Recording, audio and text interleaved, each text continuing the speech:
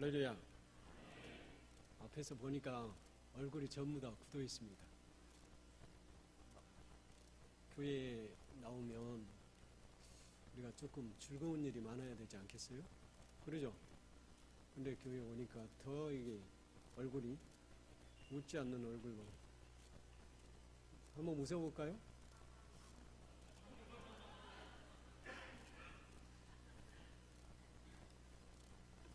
어제는 결혼식이 있어서 수안지구에 결혼 웨딩홀을 갔다 왔습니다. 참 저에게 의미 있는 결혼식인데요.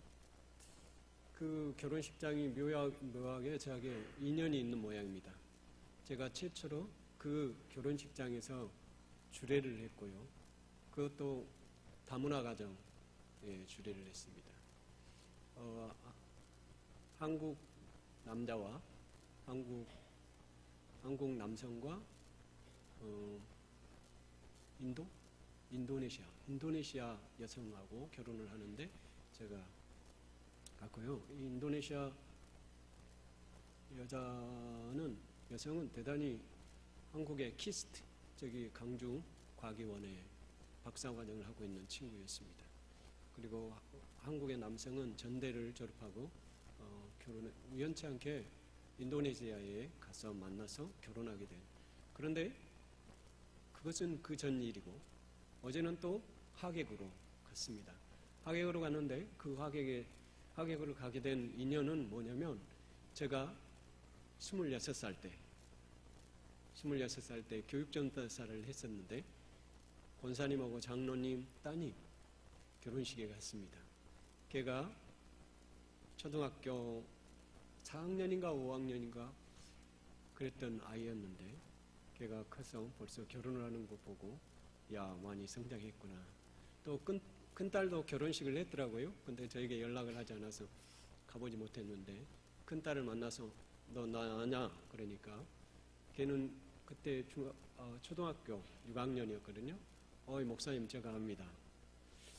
그것을 보고 잠깐 생각하는 시간을 가졌습니다. 사람이 성장하고 커간다는 것이 옛날에 어렸을 때는 마치 코올리기처럼 보였는데 이제는 어엿한 숙녀가 되어서, 아니 또 두 아이의 엄마가 되어서 그녀를 봤는데 참 이쁘게 성장했구나. 앞으로 우리 그리스도인들도 어쩌면 세상을 살아가는 데 있어서 소중한 작은 어린이로부터 시작해서 처음 시작했던 어린 신앙이 이제는 성숙된 신앙으로 간다면 이렇게 멋질까라고 하는 생각을 해본 적이 있습니다. 우리 서강주교회 사랑하는 성도들이 좀 성장하는 그리스도인, 그리고 더 나아가서 세상이 보는 아름다운 신앙인들이 되기를 주의 이름으로 축원합니다. 오늘 말씀을 통해서 여러분과 함께 나누고 싶은 말씀은요, 닭이 울면이라는 말씀을 전할까 합니다. 예루살렘의 옛성 밖 여리고에 가는 길목에 배신자의 동산이라고 불리는 얕은 동산이 있다고 합니다. 이곳에는 올리브 고목이 하나 서 있다고 하고요. 이 나무는 은전 30냥에 예수님을 판 가룟 유다가 목매어 죽었다고 전해 내려오고 있습니다. 물론 믿을 만한 근거는 없지만 말입니다. 그곳을 찾는 관광객들로 하여금 예수께서 신뢰하셨던 제자들 중 자신을 배신했던 유다를 생각하며 씁쓸이는 비애에 많은 사람들이 적기도 한답니다. 그 나무에서 죽은 유다를 본 베드로가 기록하기를 유다는 엎어져 죽어 있었더라. 감히 하늘을 바라보고 죽을 수조차 없었던 유다. 세상에서 어쩌면 가장 신뢰를 받고 가장 예수 그리스도 가운데 근처에서 보필했던 그 사람. 그런데 유감스럽게 하늘을 쳐다볼 수 없고 도저히 그분의 얼굴을 볼 수 없어서 땅을 향해서 얼굴을 내려놓고 죽어야만 했던 유다의 모습이 그려진 것이 바로 이 배신자의 동산이라고 합니다. 그와는 약간 다르지만 본문은 배신을 한 관점에서 보면 본문의 베드로의 배신 역시 우리가 예수를 믿으면서 범할 수 있는 실수를 보여주는 좋은 신뢰라고 생각이 들어집니다. 본문은 베드로가 닭이 3번 울기 전 살기 위해 양심을 팔며 그리스도를 부인하는 동시에 심지어 저주까지 하고 있습니다. 이처럼 유다와 베드로 모두는 양심을 팔아 그리스도를 동일하게 배반했습니다. 하지만 베드로는 참 회개의 통곡을 통해 양심을 되찾았던 것을 오늘 성경 본문 말씀에서 볼 수 있습니다. 그런데 말입니다. 현대에 살고 있는 우리들은 어쩌면 유다보다도 더 못한 너무 쉽게 양심을 팔아버리는 경우가 많이 있습니다. 어떤 것은 권세에 의해서, 어떤 것은 돈에 의해서, 그리고 또 어떤 것은 자기 명예를 위해서 순간순간 상황 변화에 따라서 자기를 변화시키고 거기에 배신의 동산에 서 있기도 합니다. 유다만큼의 고민과 갈등도 없이 말입니다. 베드로처럼 미동에 찬 눈물도 없이 자신의 양심을 팔아버리는 경우가 허다함을 오늘날 사람들 통해서 볼 수 있습니다. 본문은 베드로의 신앙 속에서도 인간의 약함과 생명을 향한 인간의 절규가 드러나 있습니다. 여기서 우리는 베드로의 신앙의 양면성을 볼 수 있습니다. 그것은 예수와 함께 있을 때 채찍근의 삶과 반대로 예수가 위기에 처했을 때 그를 배신하고 저주를 행한 모습이 양면성이라고 할 수 있겠습니다. 때때로 우리도 베드로처럼 신앙생활을 하면서 배신과 예수를 사랑하는 사람 가운데 갈등 가운데 사랑하는 예수님 그리고 또한 신앙생활을 하면서 내 나름대로 내 상황에 맞춰서 예수를 믿게 되는 배신감 이 둘 속에 끊임없는 갈등의 삶을 살 때가 우리가 종종 있습니다. 그때 본문은 우리에게 좋은 위로가 되어 줍니다. 특히 그것은 절망 속에서 희망을 꿈꾸게 하고 미래를 위한 우리의 신앙의 자세를 새롭게 하는데 큰 도움이 될 수 있으리라고 생각이 들어집니다. 사랑하는 성도 여러분, 오늘날 사순절입니다. 우리가 지금 예수 그리스도의 고난을 보고 고난을 경험하면서 이 자리에 서 있습니다. 그런데 어떤 모습을 하고 여러분은 서 있습니까? 혹시 배신의 자리에서 아니면 사랑하는 주님이라고 부르는 너희는 나를 누구라 하느냐 하는 이 고백 속에 주는 그리스도시요 살아계신 하나님입니다 라는 이 고백 속에 여러분이 서 있습니까? 여러분은 과연 이 둘 사이에 어떤 갈등을 하고 오늘 이 자리에 서 있습니까? 본문은 그리스도가 유대 병정들에 잡혀가 대제사장 가야바에게 신문을 받고 있었던 중에 일어난 사건입니다. 예수가 신문을 받은 곳은 산헤드린 공회였습니다. 공회의 앞뜰에 앉아 베드로는 멀리 떨어져서 신문의 결과를 듣고자 그곳에 있었습니다. 그때 어떤 사람이 베드로를 발견하고 말하기를 너도 갈릴리 사람 예수와 함께 있었도다 이렇게 말합니다. 그 말을 들은 베드로는 깜짝 놀라 모든 사람들 앞에서 그 사실을 부인하기를 나는 내 말하는 것이 무엇인지 알지 못하겠노라. 나는 내 말하는 것이 무엇인지 알지 못하겠노라 라고 고백하고 있습니다. 도대체 당신은 무슨 말을 하는 겁니까? 나는 결코 예수를 알지 못하노라. 그런데 왜 자꾸만 나에게 그런 질문을 하느냐? 라고 반문을 하고 있습니다. 그리고는 산헤드린 공의의 앞으로 나오는데 또 한 사람을 만났습니다.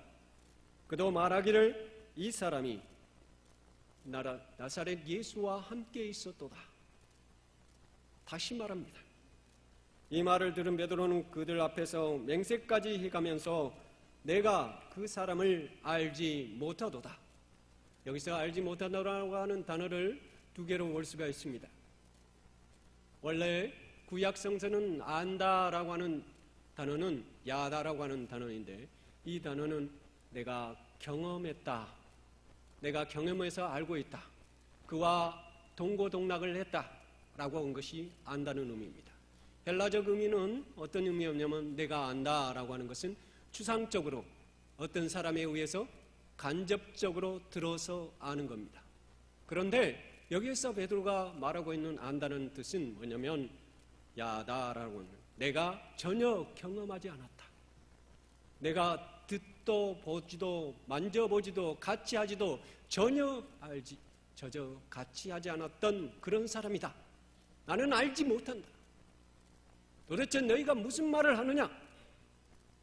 두 번째 부인을 하고 막 그 자리를 떠나려고 하는데 곁에 서 있던 사람이 너의 말하는 행동을 보니 예수의 당이도다 라고 다시 묻습니다.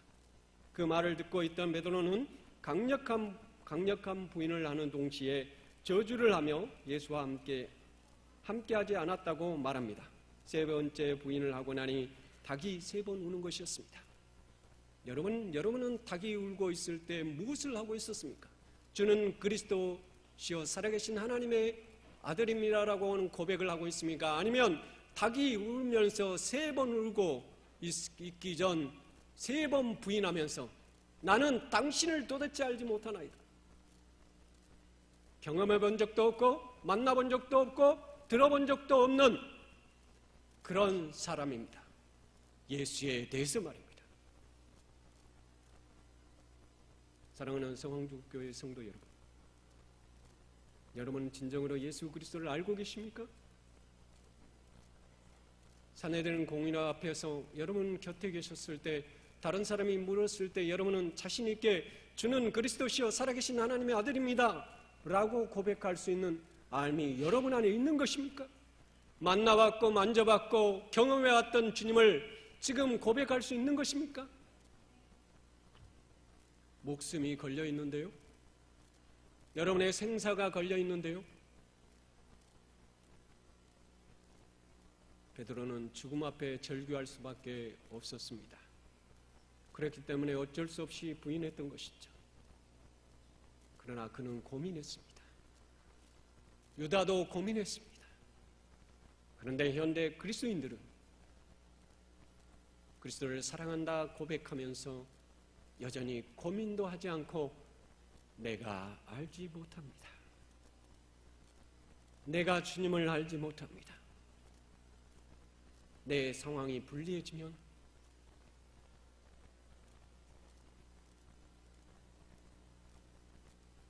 그때 베드로는 예수님의 말이 생각납니다. 내가 닭이 3번 울기 전에 나를 3번 부인하리라.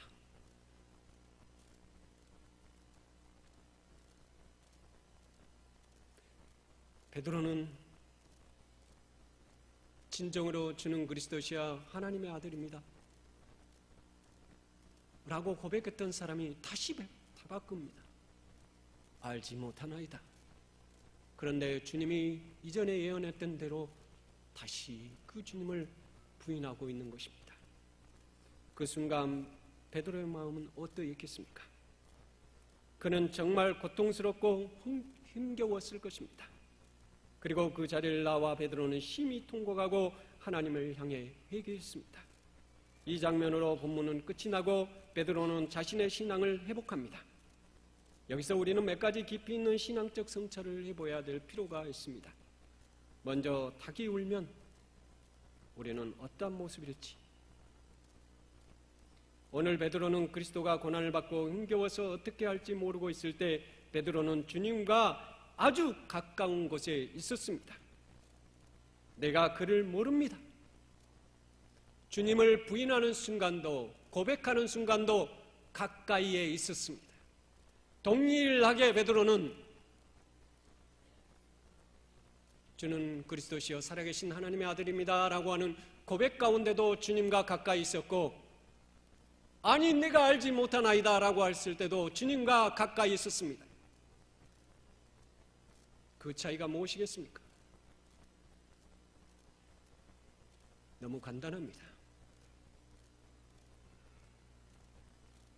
하나님을 바라보고 그리스도를 바라보는 그 순간에는 주는 그리스도시요 살아계신 하나님입니다 라고 하는 고백이 있을 것이고, 그리스도를 향하지 않을 그 마음을 예수 그리스도가 곧 죽어가니까 불가능하니까 도저히 이 상황을 극복해낼 수 없을 것 같으니까 아닙니다. 알지 못합니다. 가장 가까이서 동일하게 부인하고 마는 것입니다. 사랑하는 서강주교회 사랑하는 성도 여러분,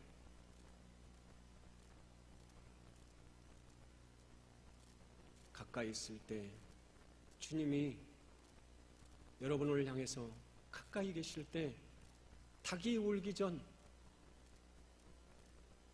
주님을 고백하는 신앙이 되기를 주의 이름으로 축원합니다. 그분이 어떤 상황에 있을지라도, 그분이 도저히 살아날 수 없는 불가능한 상황에 있을지라도 그분은 그분인 것입니다. 그분은 하나님이고 그분은 우리 주 예수 그리스도이신 것입니다. 변함이 없습니다. 어제나 오늘이나 동일하신 분이라는 사실을 여러분은 기억하시길 주의 이름으로 축원합니다. 배반자의 삶이 아니라 진정으로 다시 한번 가까이 계심으로 그분인 것이 아니라 멀리 계셔도 그분이고, 아픔이 있고 고통이 있고 십자가가 있어도 그분은 그분이고 그분은 하나님의 아들이신 것입니다. 나는 내가 하는 말을 말하는 것을 무엇인지 알지 못하겠노라. 이 고백이 여러분의 고백입니까? 닭이 울기 전 베드로는 예수를 모른다는 말을 3번씩이나 합니다. 베드로는 그를 본 적도 만난 적도 없다는 것입니다. 하지만 그의 말은 거짓입니다. 그리스도와 함께 3년 동안 동고동락을 했던 베드로였습니다. 누가 봐도 베드로는 예수의 제자였고 예수를 따르는 사람이었습니다.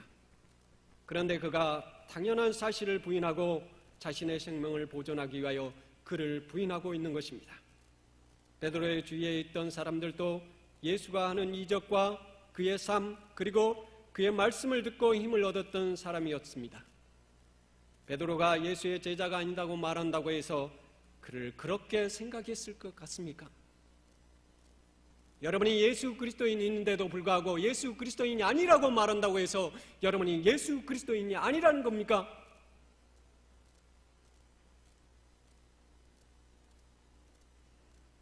상황이 달라졌다고 해서 예수 그리스도가 아닙니까? 좀 고통스럽고 힘들다고 해서 예수 그리스도의 그리스도인이 아니라는 겁니까?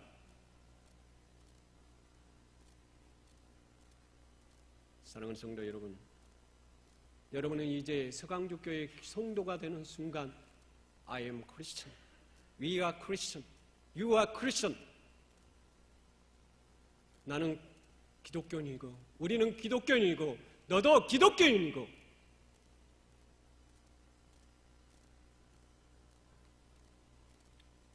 다시 한번 이 고백이 서강주교회에 있기를 주의 이름으로 축원합니다.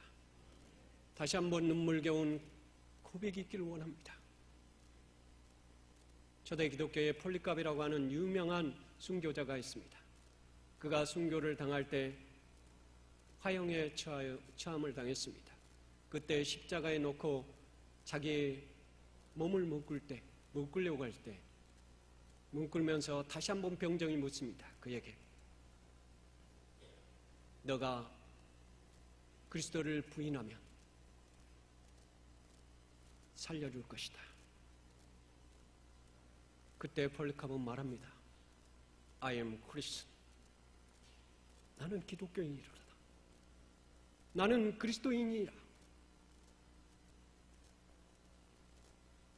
그리고 십자가에 밧줄로 묶으려고 할 때 그가 말하기를 내버려두라. God is with us. 하나님이 나와 함께하리라.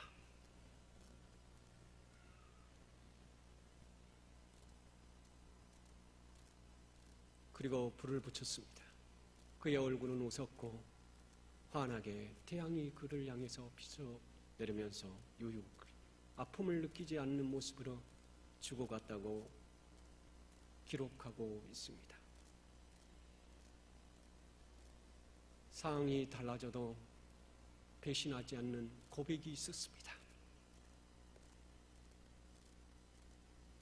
자기 목숨이 걸린데도 배신하지 않는 자가 있었습니다. 우리 서강주교회의 교인들은 그런 상황에서도 주님이 함께하기를 기도하기를 주의 이름으로 축원합니다. 위기에 처해 있다고 해서 하나님을 버리는 것이 아니라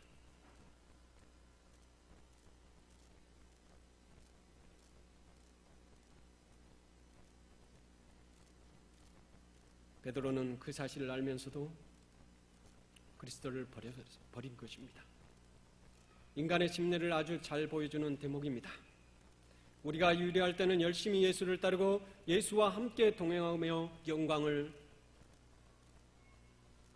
얻으려고 합니다. 요새 교계에 팽배하게 불어닥치는 일들이 바로 그런 것들입니다. 자리, 주어진 자리.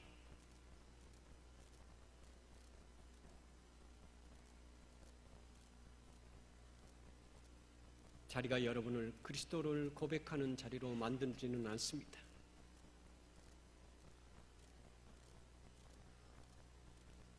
예수님 때문에 막상 어려움에 처하게 되고 상황이 난처하게 될 때면 그리스도는 어디 가고 자기 자신 것만 추구하는 삶, 이것이 닭이 울기 전 우리의 모습이었던 것입니다.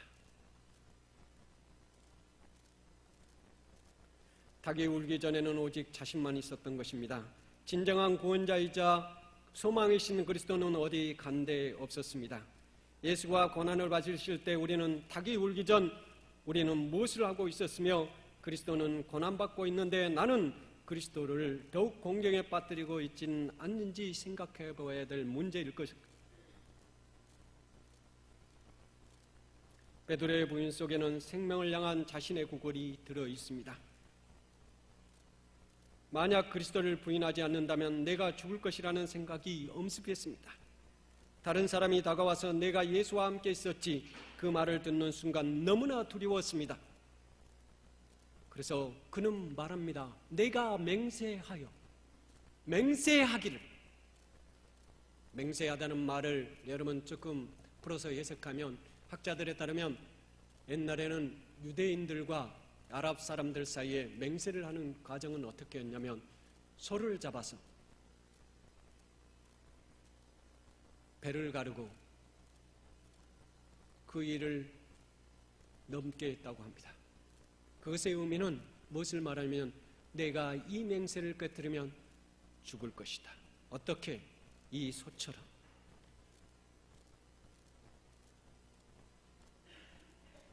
그것이 맹세하다는 뜻입니다.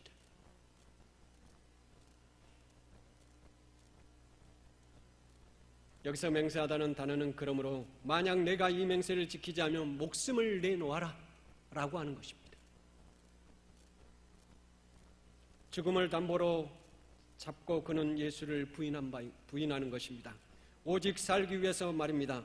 이러한 내용을 근거해서 생각해보면 당시의 상황이 얼마나 급박했는가를 볼 수 있는 장면이라고 할 수 있겠습니다. 주위에 있는 사람들이 어쩌면 그를 죽이려고 했을지 모릅니다.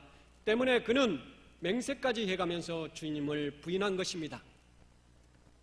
오직 살기 위해서 말입니다. 절박한 상황이 그리스도를 부인하게 했을 것입니다. 하지만 여전히 이 순간에도 닭은 울지 않았습니다. 삶에 있어서 이러한 절박한 상황이 누구에게든 찾아올 수 있습니다. 이러한 이 순간에도 우리는 주님이 함께 하신다는 것을 잊어서는 안 됩니다.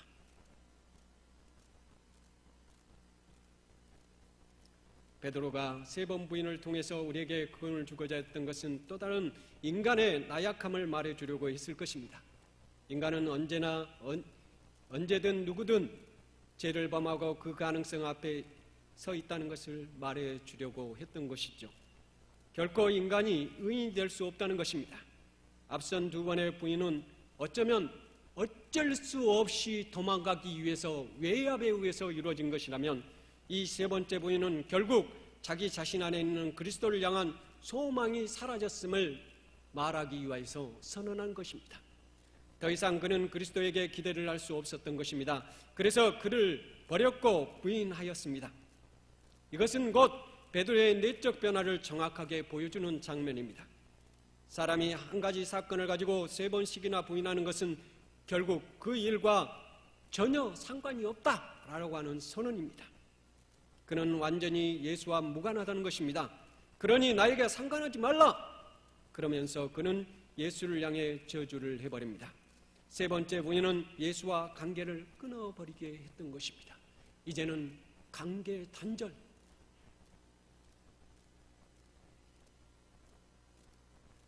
사랑하는 성도 여러분, 닭이 울기 전 3번 부인해서 관계까지 끊어버리겠습니까? 예수님과 말입니다. 나의 구주이신 예수 그리스도와 말입니다.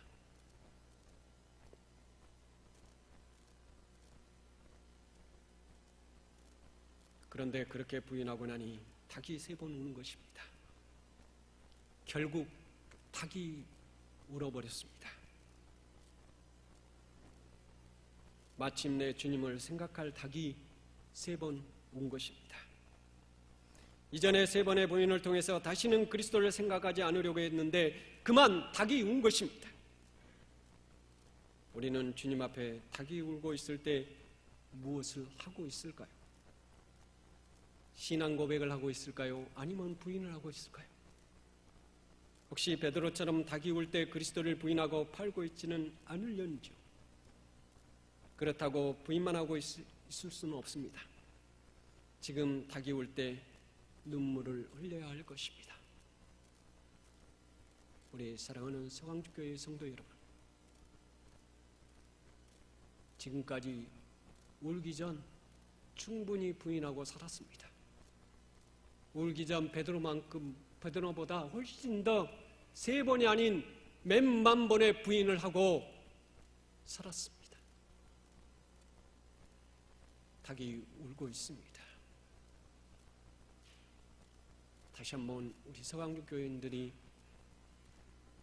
눈물의 기도가 일어나기를 주의 이름으로 축원합니다. 아버지 앞에 눈물을 흘리는 자들이 늘어나기를 원합니다. 서로를 사랑하고 서로를 아끼며 서로를 인정하며 서로의 가치를 높이 평가하며 서로를 위해서 눈물 흘리는 공동체가 되기를 주의 이름으로 축원합니다. 초대교회는 그랬습니다. 흘려줄 눈물이 마를 정도로 서로를 위해서 흘려주었습니다. 다시 한번 흘려보고 싶지 않습니까? 다시 눈물을 흘려보고 싶지는 않습니까? 말라버렸습니까?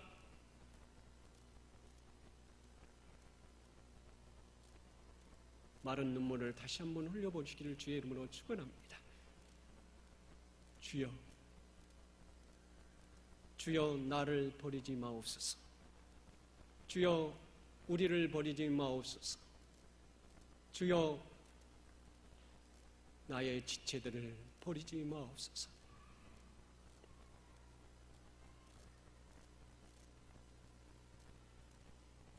서로를 존중히 여기고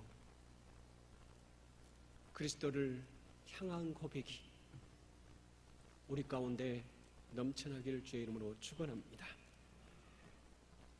그리스도 앞에 지금까지 그리스도를 배신하고 팔아먹었던 삶을 점검하고 정리하는 시간이 되었으면 합니다. 이 사순절에 말씀을 마칠까 합니다. 3번의 부인, 첫 번째 부인은 부인이라니까 내 부인이 아니라 인정하지 않음. 첫 번째 부인은 난처한 상황에 대한 자신의 변호. 두 번째 부인은 생명의 절규를 향한 자신의 방어. 베드로의 모습이라고 할 수 있겠습니다. 세 번째 부인은 그리스도와 완전한 단절을 향한 외침.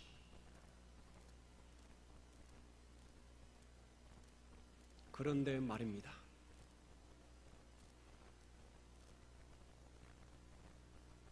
베드로는 이러한 배신 가운데도 그리스도 앞에 나와 자신을 내놓고 회개했다는 것입니다. 그리고 그는 회개 후 마지막 사역을 감당하다가 십자가에 처형당했습니다. 그는 순교를 당할 때 이렇게 외칩니다.